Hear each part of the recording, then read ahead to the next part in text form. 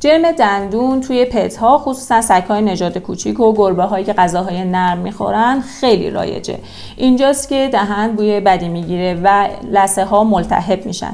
اگر این التهاب لثه برطرف نشه پیشرفت میکنه و به استخون میرسه و اونم درگیر میکنه که ما بهش میگیم پریودنتیت. و متاسفانه خیلی از پت‌ها رو داریم که بدونی که صاحبشون بفهمه و متوجه بشه سالها با این درد دارن زندگی میکنن.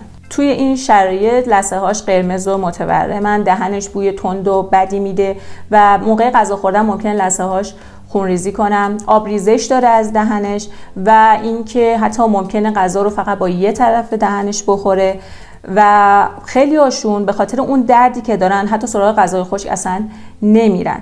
تو این شرایط تنها راه حل موجود جرمگیری دندون‌ها تحت بیهوشی سبکه. این جرم‌ها برداشته میشه و دندون‌ها تمیز و صیقلی میشن. از الان به بعد شما باید هفته‌ای حداقل 3 بار مسواک بزنید.